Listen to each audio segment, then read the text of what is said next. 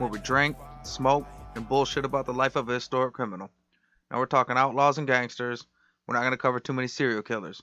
That's just a little bit dark for me, and this ain't no true crime podcast.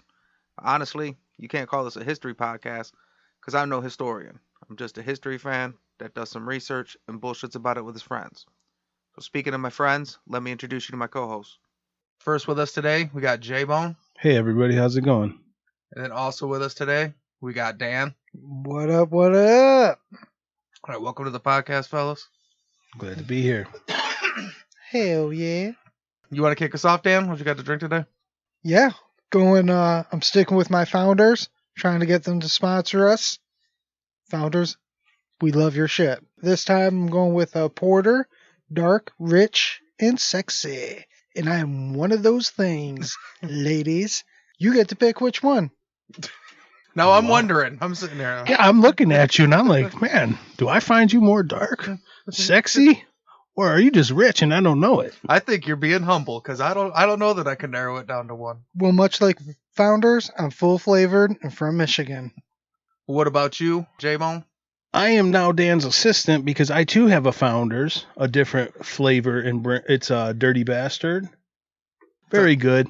Well, what's the percentage on that? Oh, it's a heavy hitter, I believe. 8.5, I think. Yeah, 8.5. Yeah, they get a little smooth as you're going too. They'll do Once the trick, it hits man. your lips. Well, yeah, because typically It's so good when it hits your lips. this one's dangerous because it is a little smoother, but it has that edge knocked off. Yeah. So if I drink 19 of these and I'm outside fighting people outside the studio, you guys come reel me in. Well, last night I ended my night with a little backwards bastards. Wow, I'm having a hard time talking too. It's gonna be a day. What do you have, Locke? It's contagious. Yeah. But I Gave finished. you a case of the stutters. I finished off with a little bit of Founders in my free time. See that? Even off the clock. Love you, Founders. See, Dan Founder's But, offline, so. But that shit's one of their barrel age series, which is a series that Founders has, and all those tend to be their higher alcohol level ones. The ones that are soaked in whiskey barrels. Yeah, Founders, they're doing amazing shit with bourbon barrels over there. Oh, yes. And I'm a bourbon. I like bourbon in all forms. So actually, just in a cup, neat, or on ice, or soaking into wood. I think, Yeah, in all of its forms. and the fans should know, like, we're smelling a maple bourbon candle, scented candle, as a gift to the studio from someone. But I have Buffalo Trace soap at home. yeah. I have many leather-bound books. Well, and we have a pretty decent selection behind us, and some books too. Yeah. We were fine gentlemen.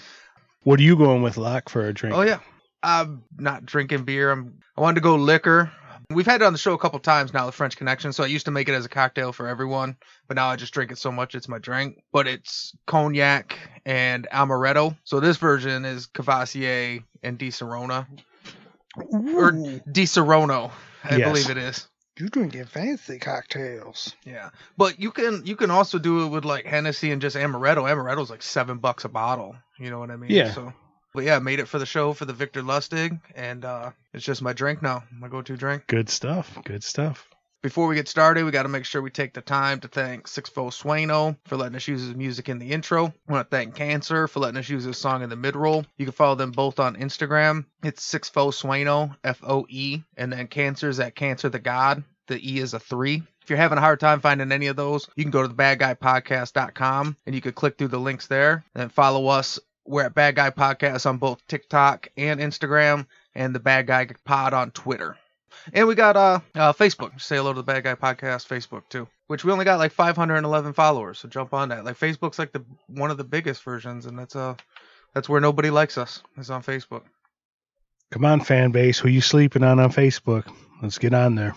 Right. In the meantime, our biggest fan base is on TikTok, so I got to learn how to TikTok. Right. And then I'm on Facebook, and nobody wants to talk to me. Man, Facebook's so 5 years ago, man. It's all for the gram now. And Twitch. I was wondering why when I made our, like, I don't talk about it too much on the mic anymore, but when I made our MySpace a couple months ago, nobody really. You can find us on Flickr. No one's really been mailing in for the newsletter either. Yeah. It's really been falling apart. We're in the back of all kinds of comic books, okay? It's really me just writing letters to myself at this point. Well, we'll go ahead and get started. And the bad guy we're covering today is Bejamin Fein. This ain't negotiation time. This is Scarface, final scene, fucking bazookas under each arm. Say hello to my little friend. Ooh, good name. Benny Fein? Who you kidding?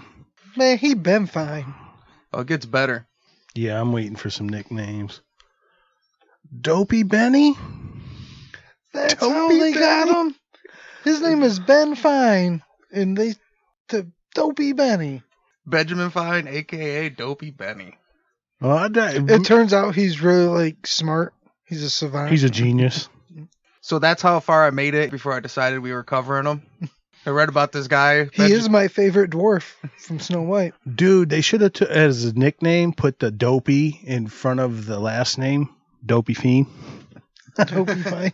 So I seen Dope. his name and I'm like, oh, let me look into this. Bejamin Fein. Oh, maybe we could cover him. Let me know more. First thing it said was his nickname was Dopey Benny. Like, yeah, we're covering him. He's dope. It turns out it's a very dark nickname. He was a heroin addict, Yes. and we are laughing at his pain. Well, shit. It's a sickness, you guys. We did that in the Adonis Club episode, Needles Fairy. Yeah. Why was his nickname Needles? Exactly why you're thinking. Yeah. He was a fucking heroin addict. Well, I mean, the fairy is what topped it off. Right. He sounds like after you shoot up and the With heroin pixie addict dust. falls asleep, he sneaks in, steals, sprinkles a little PCP, and heads out the door. So Bejamin Fein was born 1889 in the Lower East Side of New York to Jewish immigrant parents. At birth, he had an adenoidal condition that made his eyes sag, which always gave him a tired appearance. So the fact that he always walked around looking tired, it led to the nickname that stuck with him his entire life, Dopey Benny. Instead of Tired Benny, which would make a lot more sense. Sleepy Fine or Sleepy Benny wouldn't be. Yeah, they've confused the dwarfs. That's what's happening. And what was the word? Adenoidal. Adenoidal. So something was in wrong his with his nose. adenoid. I don't know. It's a medical thing. What? I don't know. I just love it, like adenoidal. Something's up with his adenoid. Well, nowadays Okay. that people like after What about 19 his nodal? Yes.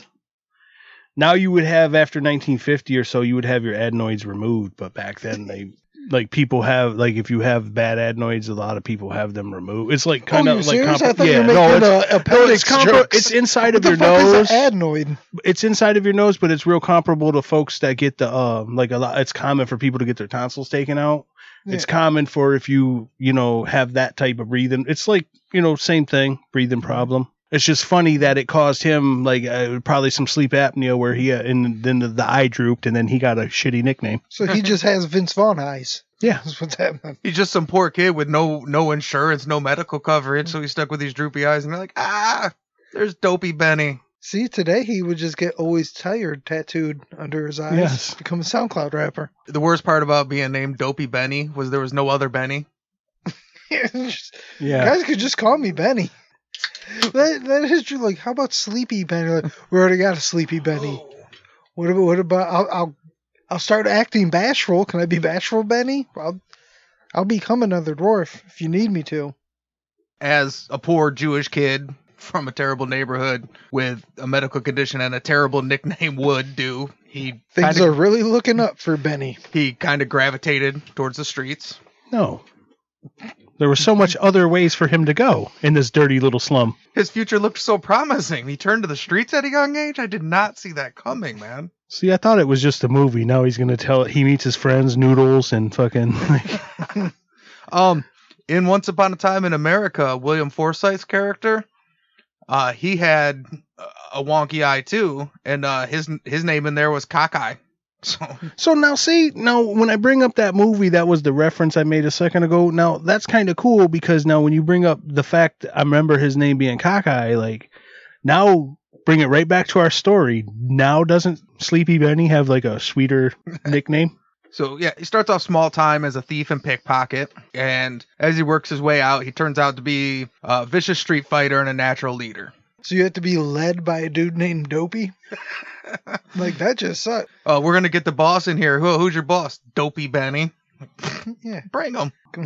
Can we just refer to you as something else here, guy? This doesn't make us look good. And you would think, like, no wonder he's like a vicious street fighter, because nobody just walks away. Everybody gives it a go. Like, Dopey Benny, fuck it. Fuck him. By 1905, he had started his own gang of thieves and armed robbers. By 1905, so he's 16? 16, yeah. And he's already running his own crew?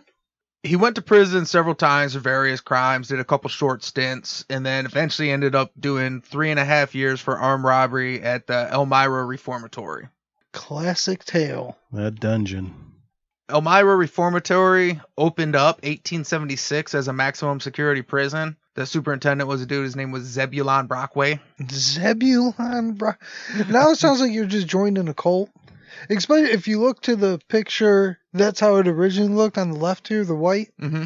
Yeah, it looks like a giant, weird, like, cathedral, like, situation. It doesn't look That's like a kind of person. what Leavenworth looked like, but they weren't as high on the towers there. Like, Yeah, but Leavenworth looked way more like castle-esque. Like, this does look kind of like a castle, but almost like cathedral at, like, I don't know, it looks fancier than, like... Looks like a cult the building where normal someone named stone. Zebulon would work. Yeah, with both exactly. like the big central piece with the steeple, and then also from another religion like the minarets. Like, oh yeah, it's pretty towered up.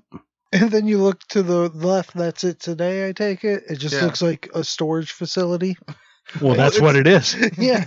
Yeah, we just store bodies Humans. in there. This dude, the Zebulon Brockway, he went with a strict military discipline, corporal punishment rehab method. So it was like a boot camp situation.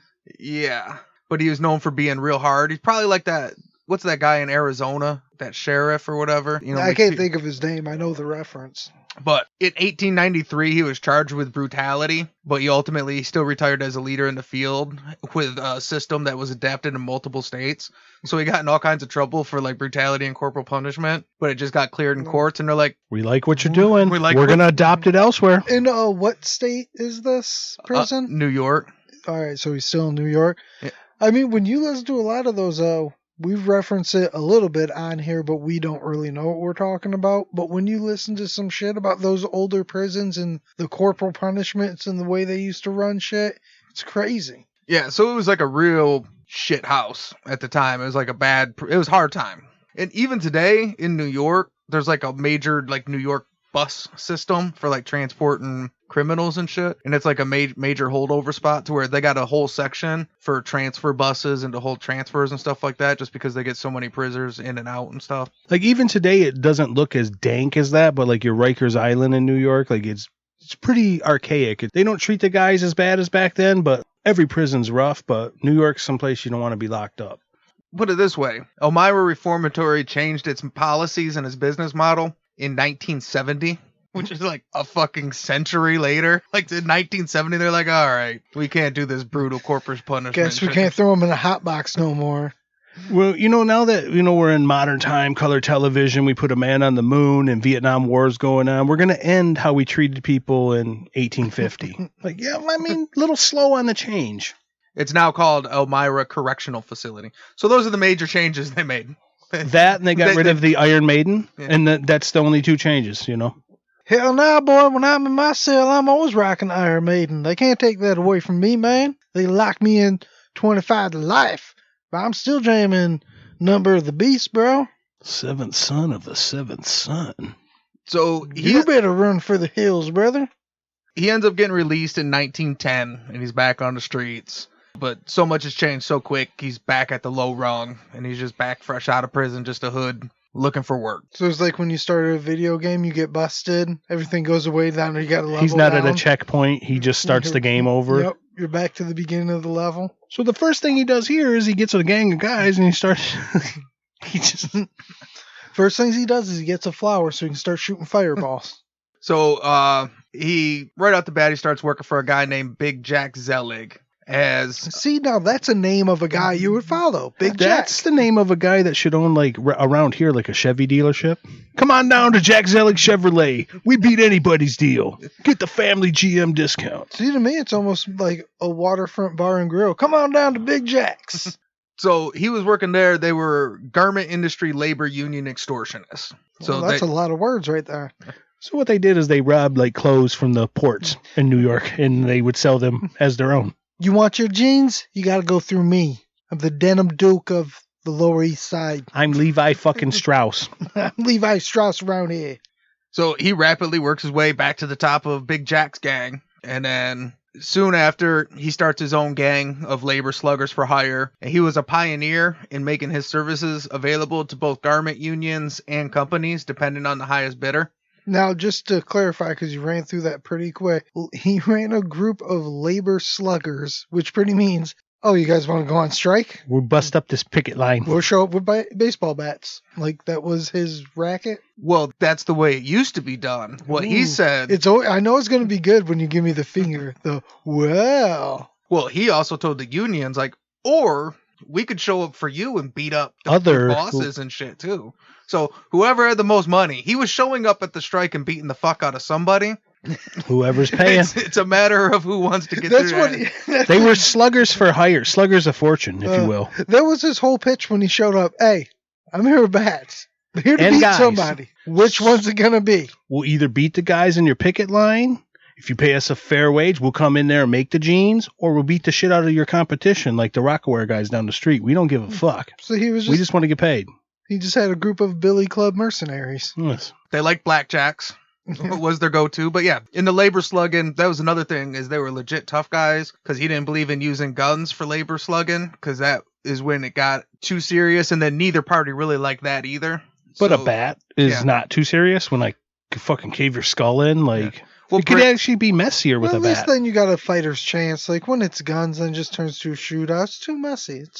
I mean, he got pretty big trouble one time for hitting a guy with a brick while labor slugging. Whoa, we were just smacking the people with blackjacks and shit. This guy's got a brick? Let's be civilized here. Eventually, Big Jack passes away, and he takes over the whole operation. So he's got his labor slugging thing. He's got the union connections, the extortion. So he's basically like the go-to garment industry guy. By 1913, he had monopolized the market to a point that it caused all the smaller gangs to click together against him to try and get like a foothold. Oh, so they all had to join up like the Megazord at the end to beat the big monster? Yeah. They had to Voltron it. They all had to turn like the California street gang bloods, like a bunch of little gangs trying to make up enough numbers to be a big gang. Like they had to fucking station up like Bill and Ted's Bogus Journey. Right. All to take down the Blouse Boss. That all accumulated in a giant shootout in the New York streets that lasted for hours, resulting in multiple deaths. They had to have people running back and forth, like getting more ammo and more ammo. I would imagine. Army warfare, like when a firefight breaks out, don't last hours. That little pussy dude from Saving Private Ryan shows up, like can't deliver the ammo because he's too scared. Up him. Yep. The thing that does help, though, it is back in the day, so it's a lot of single shots and break barrels and bolt action. Yes. So they're not firing through a ton of rounds like you would think. Giuseppe and some guys in the crew still have the old muzzle loaded. Like, it takes 2 minutes just to put a new fucking black powder packet in. Well, yeah, this is 1913. Some of those motherfuckers are still out there musketing and shit. That guy in 1913, it was in, 1865, his pops really, honestly, could have fought in the actual civil fucking war. There's a motherfucker up front, like, hitting the snare to let him know when to fire. Someone actually brought Grandpa's blunderbuss to the fight. Yes. And all they had was potatoes to shoot at people. One person's just out there with a wrist rocket. This shoot-off kicked off the first Labor Slugger War. It's called the Labor Slugger War, which lasted 4 years. But it actually kicked off a series of wars that would lasted until 1927. So if you look up the Labor Slugger Wars, it's 4 different wars. It just started this shitstorm that like basically just never ended. Where all these gangs were like, this is pre-prohibition, so they didn't have that go-to racket, so they were looking for anything there was money in. So the second they're like, oh, this is some real shit, everybody wanted in on it. Yeah, for sure. In the turn of the century, when it became industrialized, when that revolution happened, you don't know how hard Carnegie and Ford and all those guys, those big money guys, fought to not have what we have now, like the union, and you actually have a right, like, to go work for the auto. Back then, it was like, look, man, we want to pay you 3 cents. And if you guys want to strike, have my boy Dopey come over here and fuck your face right up with his bat. Bezos is still fighting the good fight. Yes. Through the first Labor Slugger War, Dopey Benny, kind of a front of the pack leader, you know, so he was entrepreneur, if you will. So he was in the middle of everything. So he was charged for assault in 1914, which there's a rumor that he might have tried to roll on everybody, but then nobody got in trouble. So then he just took it back and was like, nah, I'm just bullshitting. I'm not going to snitch. He was also, that same year, he was charged with the murder of court clerk Frederick Strauss. But then he was let off when the witness refused to identify a suspect, which is the most common. Still going on right now, today, in that area, right now. Who shot you 4 times, Locke? Nobody. I fell down the stairs.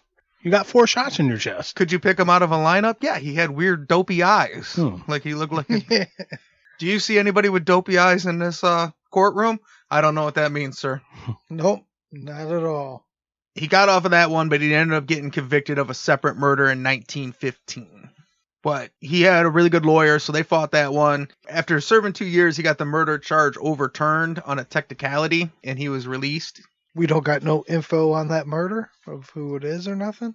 No, we don't have any info. So I know he went to Sing Sing for murder for a couple years, and he got it overturned. What we're going to take a quick smoke break, refill our drinks, and we'll be back in a minute.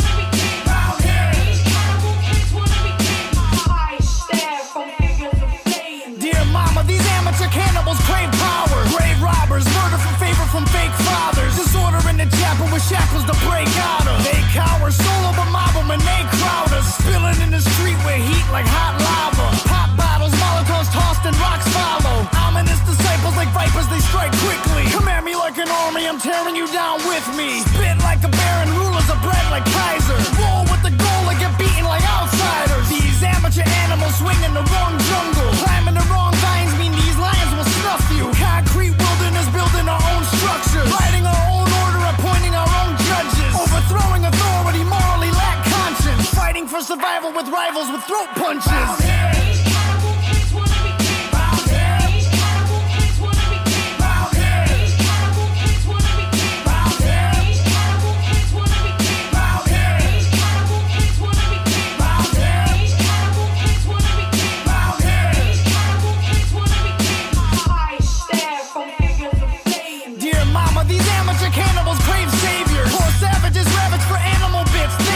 Monitor the area carrying curved swords. Slither in the brush till we crush them with brute force. Men storming the harbor with armored attack armaments. Calling all guards to swarm them and skin their faces for ornaments. Order more troops to corner them, Agent Orange and mortar them. Kill them all, just destroy them and let your guy get to sorting them. Code of honor corroded as soon as it was awarded. Celebrations were thwarted before they could be supported. Rolling thunder bombarded them, flaming dart put a part in them. Separate and disarm them and send the bulls to the parliament. Operation Niagara, Viet Cong on the battle with landmines and grenades and flamethrowers to scatter them. Dear mama, this battle is harder than what we thought it'd be. Every part of me scarred, I'll be recognized when they mortar me.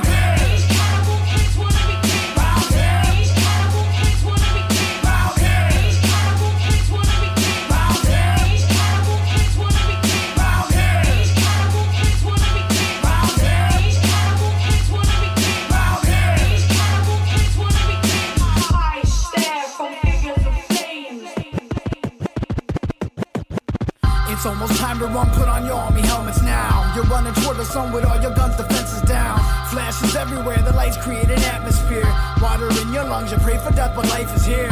You're about to die, face it, you're about to die. Zero sand in your glass, fuck it, you can't even cry. Put a dagger to your neck, just to keep yourself in check. Put a dagger to your neck, just to keep yourself in check. Everybody grab a side as you fight to stay alive. Dancing on a hand grenade so you can die and they survive. Silver bullets in the sky, dropping 7-second death. Scattering the children, run, rub until there's nothing left. Ashes in the water, sons and daughters holding flags up high. Wallow in the harbor as the military tanks arrive. Penetrate the border with disorder like an animal. Every war has the honor of turning kings into cannibals.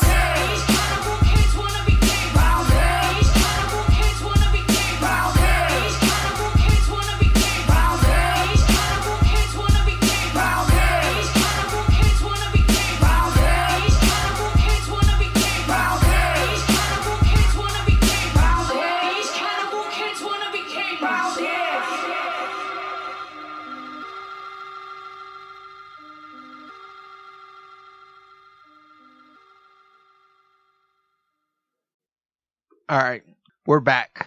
So when we left off, Dopey Benny had beat one murder rap, but got convicted on a second and was sent to Sing Sing. He ended up getting the murder charge overturned on a technicality, and he was released in 1917. And they went back on the streets, and again, it was the same deal. He comes back.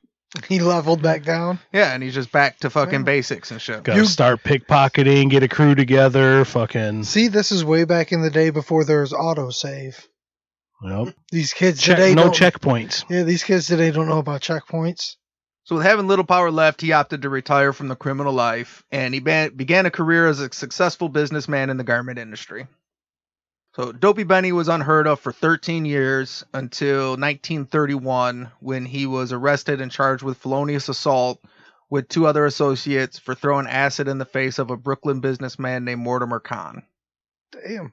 So after that other jail stint, he got out and he just became a legit businessman in the garment industry? Like, in the sense, like Tony Soprano was a businessman, a legit businessman in waste management. Well, I mean, if he was just nobody heard of him for 13 years, then he had to be keeping low profile pretty good. What I think he did was, I think he used his connections to go like more straight, where he was like a business in the garment industry, but he still had these connections. He would still throw acid on you. Well, see, after 13 years, who knows? Maybe this guy was a shitty businessman, brought him back to his old ways. And then the media, his story's already kind of scant, so like maybe there was more acid thrown in between then and 31 that we just don't know about, and he was real low key like a gangster's supposed to be. Well, see, I like thinking it's more like a history of violence. Of he just went clean for 13 years, then one day he was like, you know what? This motherfucker don't give me the right deal on denim. I'm gonna throw acid in his face. Acid wash that, and he got him into a young Thomas Hilfiger's face, burned with acid. Maybe that is. What if it was acid wash for jeans? Yep, that's how Stonewash. He invented Stonewash. Yep, a stonewash your face. Now, like the Mordecai guy that they Mortimer Kahn. Yeah, that they throw the acid in the face. Close enough. Were they shaking him down? Does it say? Was it that like where you? Well, they had to get to him before Sherlock Holmes. Yes. So all we know is he was a Brooklyn businessman, so it probably was obviously some kind of a deal gone bad. So what I'm guessing is he went into the garment industry, but he was still kind of probably muscling people and shaking them down a little bit. So he probably went straight in that he wasn't a labor slugger. Like he didn't run a gang that would beat people with bats. No, he's a retail slugger. Like, you going to sell my jeans? Nope. You're going to sell these fucking jeans? He's a boardroom slugger. Yeah. Well, we seen that with some of these other New York Jewish guys that we covered, with Meyer Lansky having, became such a big top guy in the National Commission. Some of these guys that came up around that generation, like Red Levine was a guy that suddenly disappeared and you never heard from him. And then a guy does a story on him and it turns out, well, no, he actually got arrested again in the 60s and then he was at the Ravenite in the 70s. So, like you said, some of it's the media. Like, we stopped hearing about him. The story kind of ends there, but we just stopped reporting him as a gangster because now we're onto this mafia thing and we love the Italians and the Capones and this story. And nobody cares about these Jewish gangsters that are, you're in the garment industry, you throw a little acid on a businessman here or there. Nobody gives a fuck. Yeah, you just keep it in the basement, not in the streets. Nobody's the wiser. Well, and literally nobody gives a fuck because the charges got dismissed. He took it to court, and this burnt up, acid-faced businessman. Just like what? He was trying to screw you over on this deal. Dismissed. Yeah, your face is burnt up now, but he's had to have those dopey eyes his whole life. Everybody lost here, okay? Think about poor him. He's in the garment industry. Come on. You were raking him over the coals on this silk deal. And Dopey Benny went back to his legitimate life and was unheard of until 1941 when he was arrested in a sting operation ordered by Thomas Dewey. Oh. So Dewey versus Dopey? Dopey? Thomas E. Dewey. I heard of this guy. Ain't he one of Hoover's guys later in life? Not right here, but later in life, he's one of Hoover's big guys, isn't he? Well, yeah, he was a federal prosecutor. So he's actually from Michigan. He's from like Owasso. Big Dewey country up there. Yeah. But yeah, so he was a federal prosecutor. We're in Dewey land now. We do things by the book. At this time, like in 1941, he was the Manhattan District Attorney. but he would go on to be the New York governor, and then he ran failed presidential campaigns in 40, 44, and 48. So 40, he didn't get the nomination. 44 and 48, he did. He's one of history's biggest mob busters. So Dewey was responsible for, he successfully prosecuted Lucky Luciano and Waxy Gordon, and he would have convicted Dutch Schultz if he hadn't been murdered. If it hadn't been for you kids.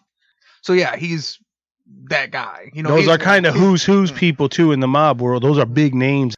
So in this sting, Dopey Benny was charged along with 3 other mobsters and 2 Dallas businessmen in a stolen garment ring that was responsible for $2.5 million worth of stolen goods over a 3-year period. So he was spared the life sentence that he was supposed to get for a 4th felony, and he was sentenced to 20 years. And the rest of his prison time, he's pretty much disappeared from public record, except that he died in New York in 1962 of natural causes at 75 years old. Now, see, though, when they went to Texas, he could have got the death penalty just for when you go out there and get into the garment game. Don't fuck with them cowboys and dudes fucking blue jeans, okay? That's blue jean country, brother. They don't play when it comes to their fucking denim out in them oil fields. And dude ranches, you're going to be like, wait, can't have a bunch of fucking cowboy?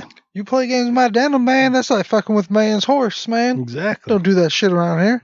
City slicker Jewish boys come down here. See these jeans? Ladies love these jeans, man. Fucking up my Daisy Dukes. My girl's Daisy Dukes. You can't put none of this smoked brisket on that bagel, boy. And you can't take my blue jeans, okay? That's what I'm telling you. Boy, those fine cut-off jeans with them pockets just barely peeking out the bottom there. Little peekaboo, I see you there just looking at me like a little upside-down Kilroy, seeing what's going on. Get out of here with your pajama. Hell yeah. Earl, take those off. Get this man a 10-gallon hat. I think it is in Miss Maisel, where like the marvelous Miss Maisel? Yeah, the marvelous Miss Maisel. Not to be confused with the other Mrs. Maisels. Yes. Where one of Driving Miss Maisel. Where one of them is one of the rich Jewish ladies. She calls like back home. One of the many on the show. Right. She calls back home and her family is in Texas and she's talking to this guy and he's like this real dude ranch. You know, he's walking around in his oil field, blah, blah. And then he hangs up the phone and he takes his cowboy hat off and he's got the yarmulke under his big cowboy hat and then puts it back on and goes back to cowboying around. They had the Jack Ruby story inside of Miss Marvel Maisel or whatever. Hey, as long as you put that hat back on over it, that's America. So that's the story of Dopey Benny. Yeah, let's come back to this guy. So say good night to the bad guy. Come on. The last time you're going to see a bad guy like this again, let me tell you. All right. So now you guys haven't seen a picture of him. But if we were going to cast a movie about Dopey Benny, who would you cast to play him? I got a picture. It's not a very good picture, though. I mean, really, it's kind of cliche because I said it earlier, but Vince Vaughn would do it. He's got the eyes. That's really the only physical description. But Vince Vaughn, too, can do like a comedic role. So it could be kind of funny, make him likable. He can be very intimidating. And I could see him being a fucking, a labor fucking slugger. Yeah, he's 6'5", 200 And when he goes dude. to his business acumen, like I could see him as a businessman and stuff, I think he could. Yeah, I think that's a good pick, Dan. Roles. Hey, thanks, man. No, it's a real good pick because I could see him in, like, say, the Hoffa movie as one of the muscle guys. See him, like, visually see him in my head, busting up the Union lines. But really, a lot of different people. But the sleepy eyes, and I also can see him as being really good at muscling into the blue jean business. Like, hey, you gonna sell my fucking pants? Huh? Like, especially if you just were to let him cut loose to shoot from the hip, you get some crazy denim garment rants out of Vince Vaughn. Yeah, because as far as the story goes, I mean, physically anyone could play him, really. Besides, I mean, the sleepy eyes would be a plus, but that ain't even necessarily a must-have. But like, right, it is Hollywood. We can do makeup or something. So as long as somebody can play a tough guy or a business guy, really is what kind of movie you want. And I just think for this kind of story, you need someone to be entertaining to sort of hold the movie together. So you need someone charismatic. All right. Well, here's a picture of Dopey Benny. I can't. I don't get a guess. Oh, my bad. I thought you agreed with Vince Vaughn. I do. Yeah. No, I did, but I have I thought you were like concurring. okay. If he took him in this world, like so, I still have my own he pick. did take him. He did Well, no, take him but I before. can't really But do like as part in of the this show. As reality. part of the show, I can't say, yeah, me and Dan picked that dude together. So I guess we my could pick, pick 'em the only way, He don't share. Joint no, custody. no, Joint custody. tough guy, the time period, it being New York, and then the Sleepy Eyes. The only other guy, why your pick was so good, the only other guy I know is Sleepy Eyes. Great actor, great director. I'm gonna say Chaz Palminteri could play Dopey fucking. See, I think Yeah. he would. All the action seems to take place in Dopey's younger years, and Chaz Palminteri is definitely aged out. Yeah, he's old guy, but no, he's got Chaz he's got the Palminteri dopey in face though. Yeah, Like but- prime yeah. Chaz Palminteri. Chaz in Bronx Tale. That's the Jazz. Like right now, yeah, he's 110. You know what I mean? Like I mean, don't know, Chaz, I can't even picture him as a young man. Like, the youngest Chaz I still see as an older gentleman. well, like Bronx Tale, he had to be what 45-ish. Like not super old, but like. We're probably thinking that he's probably younger than we think, and we'd be fucking feeling This shit. is those New York years. Well, you look at Powers Booth, and Powers Booth has looked like he was 46 since he was 28. Like he's just And always then looked not- like an old ass dude. Just like Dan's guess, why I like Chaz, like physically, I could see him in, say, without a lack of an exact, like in the Hoffa movie, playing a union buster. He could definitely fit the time period. First thing he's going to do, change the script, because he's not going to go by Dopey. That's getting cut. So here's a picture of Dopey Benny. Okay. All right. You know what? Going back to the Bronx Tale, the young Caligimo. kid, like, yeah, he should play him. Caligimo and Sylvester Stallone had a kid, and that's him. What is I can't think of his name. Of all the movies, I always think of Renaissance Man. It's Lilo Brancato. Yeah. I am also a fan of Renaissance Man, and I'm a Renaissance fan. but I actually get questions like regularly in trivia about Hamlet, and I don't know shit about Hamlet except I've seen Renaissance Man a lot, so I have like To be or not to be, the double DMCs of letting it be. and that's a pretty deep class. Well, it's not really, but Yeah. fucking Mark Wahlberg, very young, not being able to keep a beat on the desk. pre-crazy Stacey Dash. Yep. Pre-Wild State. Dan DeVito, still old as fuck. Yep. Even though that Always was like old. 50 years Dan ago. DeVito has man, I remember the show when I was a little kid, like Taxi. Like Danny DeVito in 2022 looks like he looked in like 1984 or whatever. The only fuck that young was. Danny DeVito I've ever seen is in One Flew Over the Cuckoo's Nest. And he's still He semi-old. still was but fat and that's the baldish, yeah, but youngest I've like, ever seen yeah. him. Here, you guys take a look at this real quick because I don't know if you can see it as good. I don't think. Yeah, no, Yeah. that one kind of, it is a clearer picture of the same picture, but that kind of looks like Sylvester Stallone to me. Yeah, like a young Stallone. Yeah. Oh, and the kid that plays C Yeah. I think together. it just He with looks it like being, a human version of a bull terrier. with it being such a shitty picture, it translated even worse to the power. No, they did well on the computer screen. Right. But you could see all what we talked about. Now that guy, if you had Vince Vaughn playing the older him, if that, I know that's the real guy, but in acting, if this guy played the young Vince Vaughn or the young Chaz, you could see where our picks. Not saying we're spot on because this is a way younger pick than we were going for the older gentleman. This guy could have turned into either of our actor characters in a movie. Yeah. So like we weren't that far off. Hell yeah, dude. Hell yeah. We picked. Fuck yeah, we got some good picks, Dan. We casted the fuck Fuck out yeah, of this, we did. bro. Yeah, Hell we did.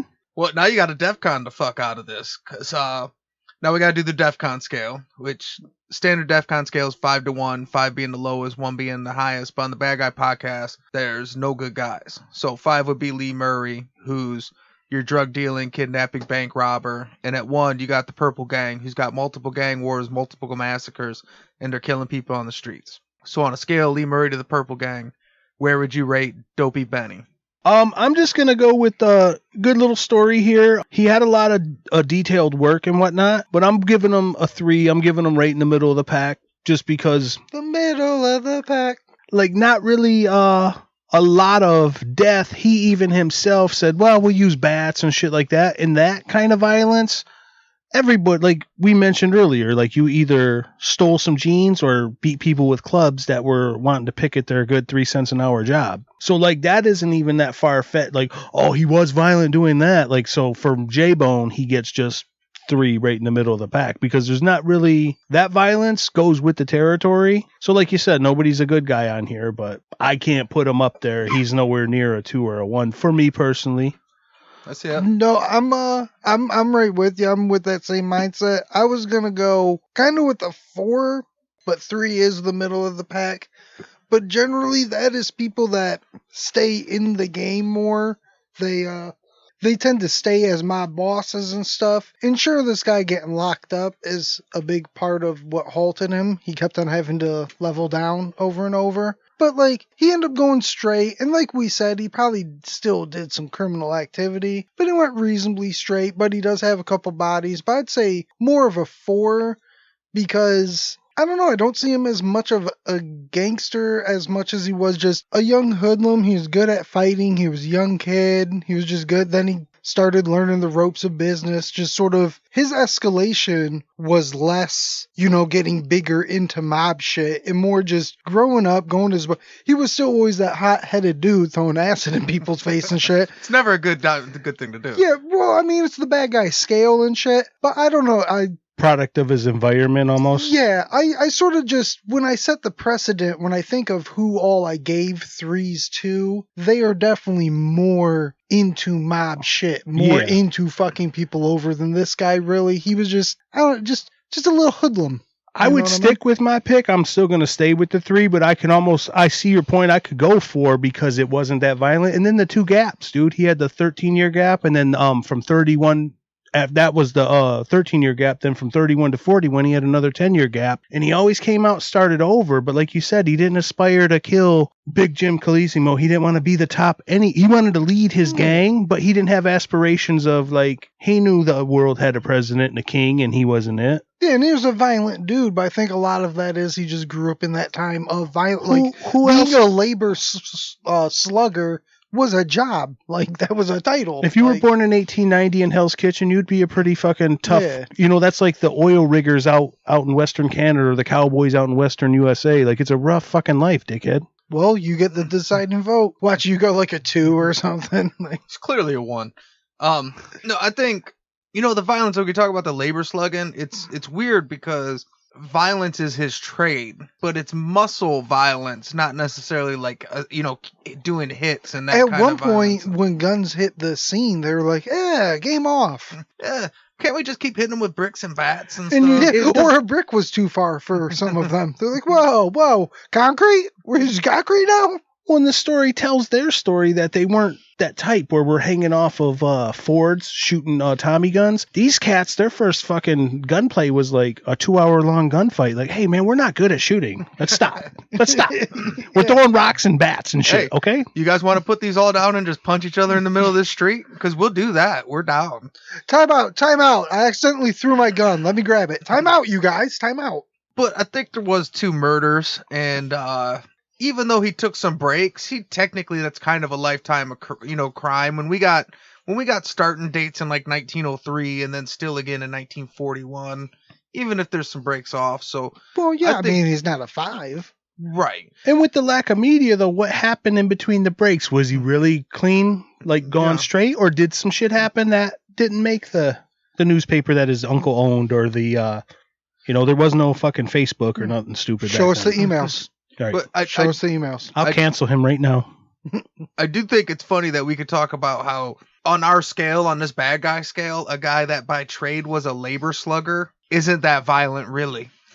No, we come up and bash your skull in with a baseball bat or a tire iron. Yeah. But like, that's mild. That goes with the territory. That's where he grew up. Compared to what we're used to dealing with here, that ain't shit. We usually have bodies with so many machine gun holes that the cops couldn't even count no more. Like, this guy was just like a bash your fucking skull. And like Dan said earlier, like, why is that better? Well, because if I crack you in the skull, you might be mentally ill or something for a while, but there's a chance you could live. If I shoot you in the head, you're just, hey, put him in a box. So I give you a fighting chance that way. Yeah, so we'll call him a DEFCON 3. SAC, this is Crystal Palace. SNCNORAD has declared DEFCON 3. Scramble all alert aircraft. I repeat, scramble all alert aircraft. So before we go, we got from listener feedback, we got a new 5-star review. So this is from Buffalo Pena on Apple Podcasts. It's a cool name. Buffalo Pena. It says, love listening to you guys. Keep it up. The beer talk is a great start too. But yeah, the beer talk, that's all my idea. So I appreciate it. Buffalo Pena. It is a genius idea. I know, right? I like it. The beer talk originally started because when it wasn't part of the show when we started. But Dan, we decided, we're like, we probably should talk a little bit before we get right into the story. And I'm so bad at freestyling, so I have notes for all of this. I don't have to freestyle anything. You guys do all like the complicated shit. I just read. And the idea of me freestyling even an intro was so impossible. You can't talk to your friends. The second I hit record, I can. I sit here and I'll bullshit with you guys and won't shut the fuck up. But I hit record, but no, I could not talk to my friends. I've known you since I was 13, but you can't like start a conversation. So what are you guys drinking? Right, and you see, even now with the crutch of only talking about our beers, I still barely stumble through that. Like that, even shooting that from the hip that we've done this many times, I still. We almost skipped your drink. Yeah, like this is my first fucking rodeo. But thank you, Buffalo Pena. No, really, thank you. And like a lot of that's how it became a segment. Actually, a lot of people like the talking because we drink, different shit, so. Well, and actually to counterpoint that, I really didn't. When I was around you guys, drank always those other beers, so I tried them, but I was really just like give me a Bud Light, dude. But since doing this podcast, now I drink a whole lot more different types. And that's how we discovered Founders and fell in love with this delicious ale Founders from Grand Rapids. So Frankie Founder, before he asks again, please send Dan a couple t-shirts, goddammit. Fuck Founders. How many times we got to? We aren't too proud to beg because I would use some Founders ashtrays and keychains and bottle openers and frisbees and... Yeah. Or at least just start with tweeting us, at the Bad Guy Pod. Say, hey, thanks for drinking Founders or something. Right. Say hello to the fat guy. Say hello to the fat guy. All right. This is Say Hello to the Bad Guy. Thanks for coming and thanks for listening.